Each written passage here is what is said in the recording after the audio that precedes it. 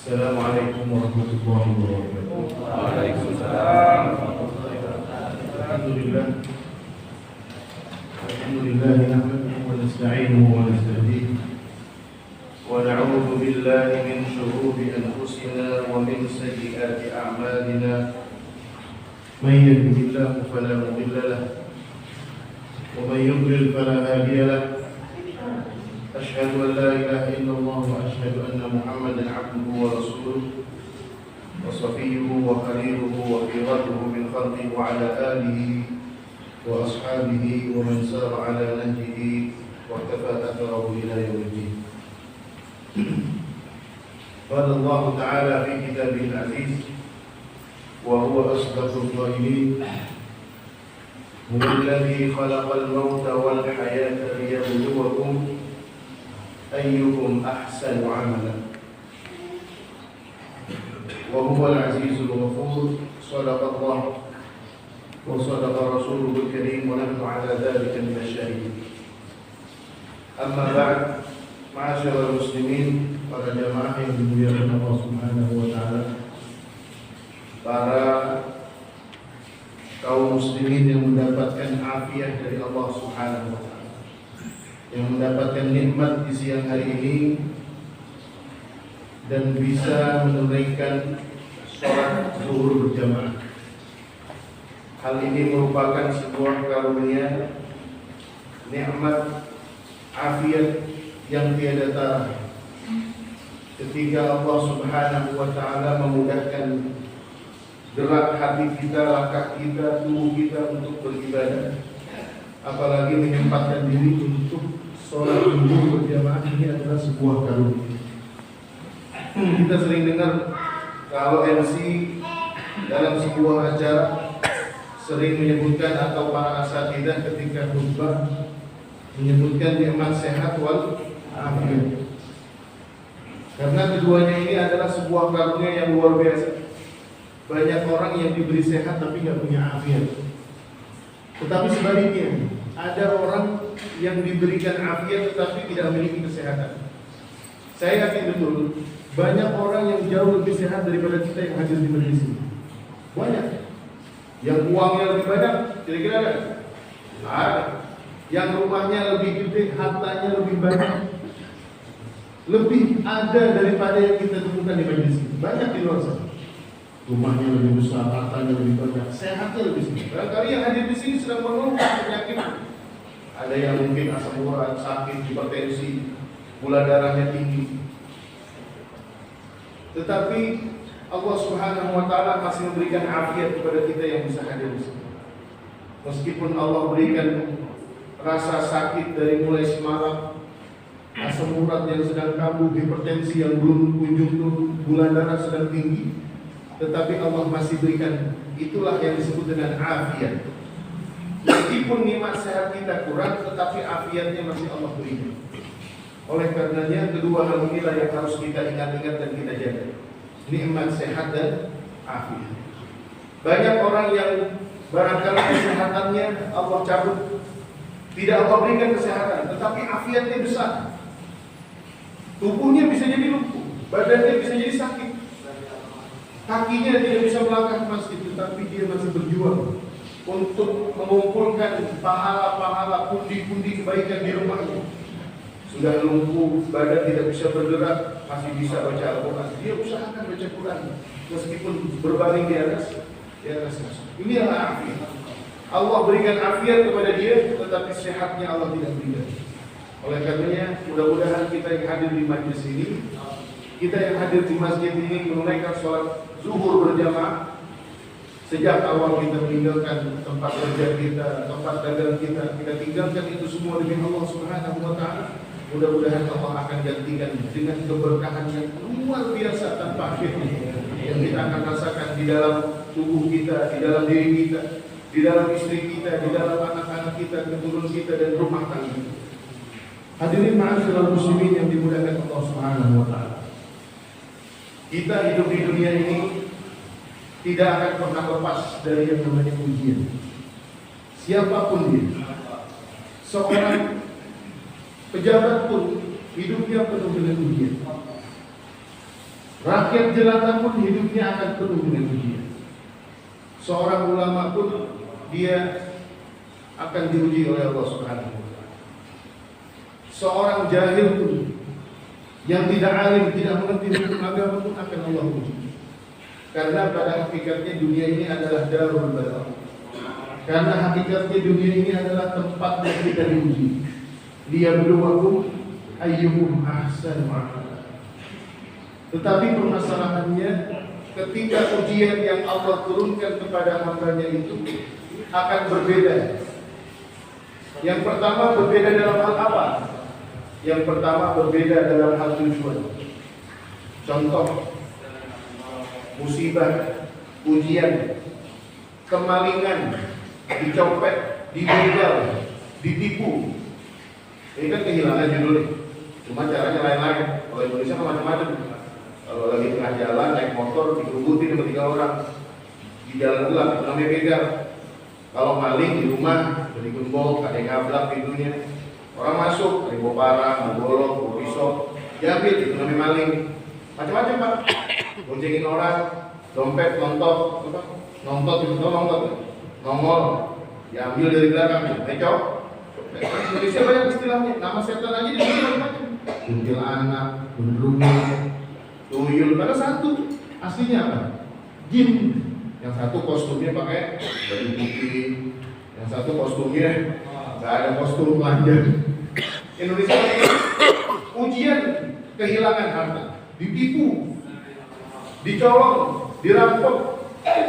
Kira-kira ujian itu bisa saja turun kepada dia yang ahli ibadah. Tahajudnya rajin, puasa Senin Kamis nggak pernah putus, ahli sedekah lah, paling bakti sama orang tuanya, tetapi dalam bisnisnya ditipu oleh rekan bisnis. Rumahnya barangkali dirampok, tapi dalam waktu yang bersamaan ada orang pulang dari ibadah, habis pulang mabuk-mabukan, minum-minuman, tidur-tiduran. Kalau bukan bininya, zina. Dipulang dirampok. Kejadiannya sama, mirip. Yang satu ahli ibadah, yang satu ahli maksiat. Allah menurunkan ujian itu sama, tetapi tujuannya berbeda. Bagi dia yang ahli taqwa, bagi dia yang ahli ibadah, ketika diuji, tentu tujuannya, pesannya dari Allah kepada orang ini berbeda. Orang-orang yang biasa membina fondasi imannya dengan ibadah dan dialog dengan Allah Subhanahu wa taala, mudah-mudahan kita termasuk di antara mereka. Sholatnya rajin, dagangan ditinggalin barang sebentar 30 menit dengerin majelis taklim, hadir sholat zuhur, entar asar datang lagi sholat lagi, begitu aja. Tiba-tiba diuji. Barangkali orang di luar dia, di rumahnya mengatakan, ya percuma aja tuh ibadah rajin, padahal harus sedekah, sama emaknya bakti banget. Tapi kemarin ini kemalingan. Bisa jadi orang akan menilainya negatif. Di waktu yang sama ada orang ahli maksiat yang menerima ujian yang sama, musibahnya sama, dirampok. Betapa banyak pengusaha-pengusaha yang duitnya miliaran, triliunan, ditipu oleh rekan bisnisnya 10 miliar, 10 triliun. Sehari-hari dia nggak pernah sholat, zina di mana-mana, bermain judi, minum khamr, mengkonsumsi narkoba, tetapi ujiannya sama. Tentu Allah Subhanahu wa taala memiliki tujuan yang berbeda. Inilah yang kita kenal di dalam Al-Qur'an, ada istilah ibtila. Ibtila ini adalah ujian. Liyabluwakum ayyukum ahsanu amala. Ini tujuannya adalah agar orang tersebut terangkat derajatnya. Dalam ayat lainnya dalam surat Al-Baqarah Allah mengatakan, وَلَنَبْلُوَنَّكُمْ بِشَيْءٍ مِنَ الْخَوْفِ وَالْجُوعِ وَنَقْصٍ مِنَ الْأَمْوَالِ وَالْأَنْفُسِ وَالثَّمَرَاتِ وَبَشِّرِ الصَّابِرِينَ.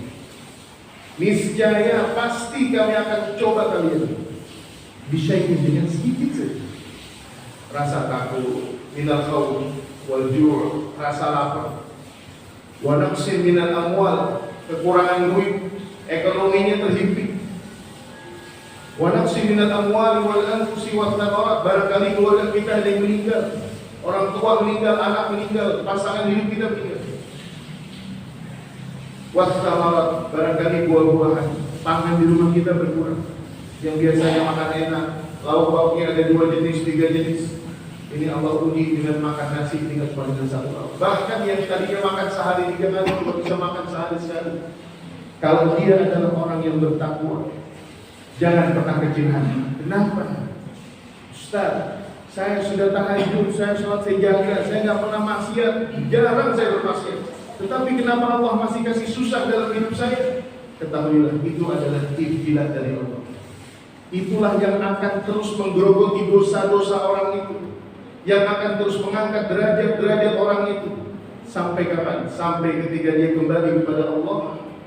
Walam yulqa fi nafsihi khati'ah. Enggak bakalan ditemukan sedikit pun dosa dari orang ini. Orang yang semacam inilah, ketika hidupnya penuh dengan pujian, dibersamai dengan takwa, dibersamai dengan sholat, dengan kesolehan, dibersamai dengan kesabaran, dia akan kembali kepada Allah Subhanahu wa Ta'ala. Di alam kuburnya dia tenang, di akhirat dibangkitkan dengan orang-orang yang akan segera masuk ke dalam surga. Sementara yang satu lagi tujuannya adalah bukan ibtilah, tetapi adalah azab. Itu adalah siksa. Udah hidupnya jauh dari Allah, ujiannya juga paling banyak. Oleh karenanya, yang kedua perbedaannya tadi, kalau itu tujuan, yang kedua adalah perbedaan ketika ujian itu turun kepada manusia. Yang beda itu adalah bagaimana kita menghadapi. Ada sebuah hadis yang Rasulullah SAW pernah katakan, ta'arraf ila Allahi fir rakhai ya'rifka fis shiddah. Dekat-dekatlah kalian dengan Allah di saat kalian sedang enak hidup. Bahasanya gitu. Bahasanya begitu. Biar gampang saya artikan, ta'arraf ila Allahi fir rakhai. Lagi enak kita dekat sama Allah, lagi sehat kita dekat sama Allah, nggak ada masalah di rumah tangga kita dekat sama Allah, anak belum durhaka kita dekat sama Allah. Buahnya apa? Ya arifka fi syiddah. Dikala kita sedang mengalami ujian, Allah akan lebih mudah mengenal kita. Saat kita sehat kita dekat sama Allah. Kita lagi hidupnya enak, kecukupan ekonomi tercukupi, penghasilan tercukupi, usaha dagang kita lagi enak, keluarga lagi tentram, kita dekat sama Allah. Orang yang seperti ini ketika dia diuji, sedang sakit datang kepada Allah, sedang kesusahan dia datang Allah, Allah akan lebih mudah mengenali hamba-hambanya yang seperti itu. Ya, perumpamaannya kalau kita sama manusia, perumpamaannya kita punya teman orang baik, kita nggak pernah silaturahmi sama dia orang. Lagi kita sehat, kita nggak pernah nyapa dia. Lagi kita sehat, lagi kita senang, kita nggak pernah silaturahmi ke orang. Tapi giliran kita lagi susah, kita datang ke rumah dia. Sudah sekian lama kita tidak bertemu dengan orang ini. Nggak pernah sholat, nggak pernah zikir, nggak pernah baca Quran, nggak pernah sedekah, nggak pernah datang ke masjid. Tiba-tiba ketika ditimpa sakit dia sebut satu kalimat Allah, Allah. Allah juga bertanya, ini suara siapa? Udah lama dia menyebut saya. Tapi ketika kita sering menyebut Allah Subhanahu wa Ta'ala dalam kondisi sehat walafiat, badan diberikan kekuatan, mata masih bisa melihat, kita lagi ngaji, kaki masih bisa jalan, kita ke masjid, badan masih kuat, orang tua kita baktikan, duit masih banyak, kita sedekah. Giliran kita lagi susah, kita panggil Allah, Allah. Kata Allah, hambaku yang sering manggil, sekarang panggilannya lebih kuat lagi, kira-kira ada apa? Dicek, oh, habis ditimpa musibah. Dan salah satu di antara ciri Allah ketika mencintai seorang hamba, innallaha idza ahabba 'abdan ibtalahu. Seorang hamba itu ketika mendapatkan cinta Allah, justru Allah akan uji. Agar apa? Tujuannya tadi, agar ia semakin dekat dan paham dengan Allah Subhanahu. Oleh karenanya Bapak Ibu sekalian berbahagia para jamaah ma'asyiral muslimin yang dimuliakan Allah Subhanahu wa taala. Bersabarlah. Sabarlah dengan ujian Allah. Hidup susah kita di dunia, rumah kita cuma sepetak, penghasilan kita cuma terhitung. Kesehatan kita diuji Allah Subhanahu wa taala. Ada yang diuji dengan pasangan hidupnya, ada yang diuji dengan anak-anaknya, ada yang diuji dengan tempat kerjanya, ada yang diuji dengan sahabat, dengan keluarga. Bersabar. Jangan pernah mengeluh kepada manusia. Tumpahkanlah semua keluhan kita dalam sujud-sujud kita, di dalam doa-doa kita. Ya syaqiyal hammi innal hamma munfarijun. Abshir bi khairin fa inna Allah farijahu. Fa innal farijah huwa Allah. Wahai orang-orang yang mengeluhkan tentang kehidupan, ya syaqiyal hammi innal hamma munfarijun. Insyaallah permasalahan itu akan segera berakhir. Sabar, tenang. Insyaallah selagi kita menapaki jalan takwa, jalan sabar, kita kembali kepada Allah. Kita tetap menunaikan hak-hak Allah, berakhlak yang baik di tempat kerja kita, berakhlak yang baik di tempat perdagangan kita, berakhlak yang baik di tempat tinggal kita. Absyir, dengarlah kabar baik. Fa innal farijah huwa Allah. Yang akan memberikan jalan keluar itu adalah Allah Subhanahu wa taala. Wal ibtila'u yaqta'u sahibahu ahyan. Kadang ujian itu bikin kita putus asa. Kadang kita suka terjebak dengan perasaan fa'aqal insanu idza mabtalahu rabbuhu fa'akramahu wa na'amahu fa yaqulu rabbi akram. Kadang kita itu bagian penghasilan lagi besar, rumah tangga lagi enak-enak, duit lagi banyak, makan lagi enak.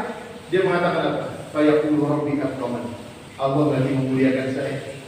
Jangan pernah berpikir seperti itu. Itu adalah semua ujian. Wa amma idza mabtalahu faqadara alaihi.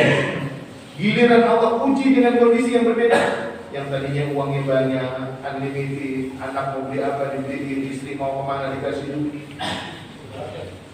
Gak pernah mikir-mikir kapan listrik rumah berapa aja diisi itu. Agak pakai dibikin surat apa namanya? Pengeluaran. Kalau listrik 500.000. Beli ringsok sekian. Pas giliran susah semua ditulis pengeluaran. Wa amma idza mabtalahu faqadara alaihi rizqahu. Di sini Allah mengatakan faqadara alaihi rizqahu. Cuma Allah takdir. Allah enggak pernah bikin miskin. Cuma Allah takdir dia orang cukup miskin gitu. Fa yaqulu rabbi akbar. Fa yaqulu rabbi ahad. Wah, Allah lagi menghinakan saya. Oleh karenanya di dalam ujian ini yang membedakan itu adalah bagaimana kita memiliki fondasi di dalam menikmati ujian-ujian Allah.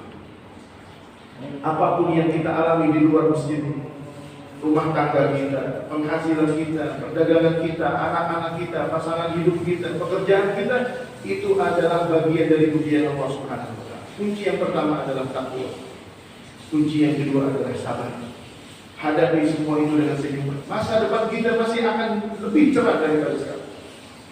Dan yakinlah, setiap keluhan kita, setiap sujud kita, setiap harapan kita, doa kita, Allah yang akan memberikan jalan keluar bagi permasalahan itu semua.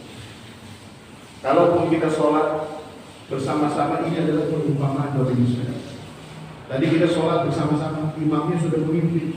Ketika imam bertakbir, Allahu Akbar, semua makmum itu bertakbir. Tetapi ingat, semua sholat berjamaah di masjid ini, tetapi hatinya berbeda-beda. Sama seperti ketika Allah menurunkan ujian kepada kita. Ujiannya sama, cara menghadapinya berbeda-beda. Yang membedakan adalah hati kita kepada Allah Subhanahu wa taala. Mudah-mudahan kita senantiasa berbekal takwa kepada Allah. Bertakwalah kepada Allah meskipun hanya sebiji kurma, kata Rasulullah. Ittaqullaha walau bisyikki tamrah. Bertakwalah kalian meskipun kalian dengan sebiji kurma. Kalau itu uang satu lembar bukan hak kita, jangan pernah kita ambil.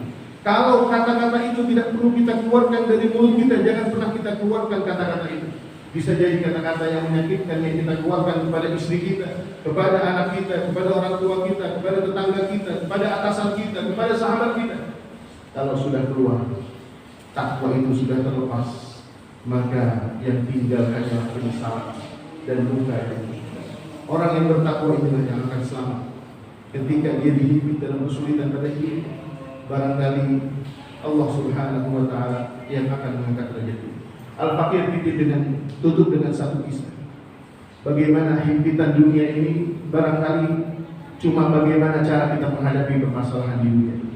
Ada seorang kaya, seorang yang kaya raya, saat itu terjebak dalam sebuah perjalanan. Ini dalam kisah bangsa Arab. Ada sebuah kisah orang kaya raya yang terjebak dalam sebuah perjalanan di tengah hutan. Ketika dia terjebak, sampailah dia di pinggiran hutan, menggunakan hewan kuda tunggangan yang sangat mewah. Dia didampingi oleh seorang bodyguard, oleh penjaga, pengawal. Ketika malam sudah gelap, tidak ada lagi cahaya yang menerangi perjalanan mereka, mampirlah mereka di sebuah bilik rumah yang sangat sederhana. Hanya diterangi satu lampu, dan kemudian ketika ia meminta izin untuk sekedar menginap di malam itu bersama pengawalnya, yang membuka pintu rumah itu adalah seorang bapak dengan wajah yang penuh dengan senyuman. Seakan-akan tidak pernah ada burat kesulitan dalam hidupnya, meskipun rumahnya itu hanya sepetak dua petak saja. Sepanjang malam si kaya raya ini tidak bisa tidur. Bukan karena tidak nikmatnya balai dipan yang ia gunakan untuk tidur. Dia tidak bisa tidur bukan karena tidak ada makanan yang mungkin dia tidak bisa nikmati sebagaimana yang dia nikmati di rumah megahnya. Tetapi ada satu pertanyaan yang bergelayut dalam pikiran dia. Apa pertanyaannya? Bagaimana orang ini bisa hidup dan bertahan dengan rumah yang sedemikian sederhana? Timbullah pertanyaan di besok pagi, ketika dia sudah menginap di malam hari itu dengan malam yang tidak pernah nyenyak sebelumnya. Dia bertanya kepada sahibul bait, kepada pemilik rumah, "Kaifa 'ishta 'ala hadha?" Bagaimana engkau bisa hidup seperti ini? Bagaimana engkau bisa hidup seperti ini? Mungkin zaman sekarang kita hidup, Pak, Masya Allah, lapar sedikit pesen GoFood, lapar sedikit keluar rumah jajan warkop, kopi, rokok, duit kita hambur-hamburkan, pengen beli ini kita beli, pengen kesini kita pergi. Orang kaya ini bertanya, "Kaifa 'ishta 'ala hadha?"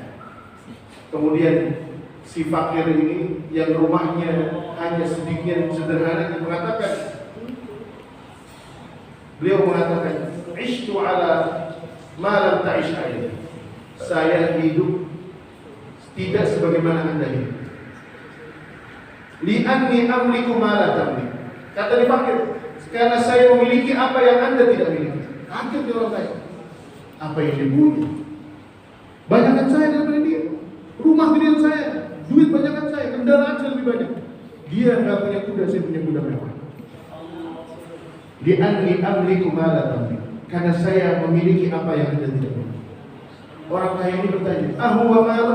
Apakah harta yang Anda miliki ataukah harta yang Anda miliki tidak terlihat sehingga Anda bisa hidup bahagia di sini?"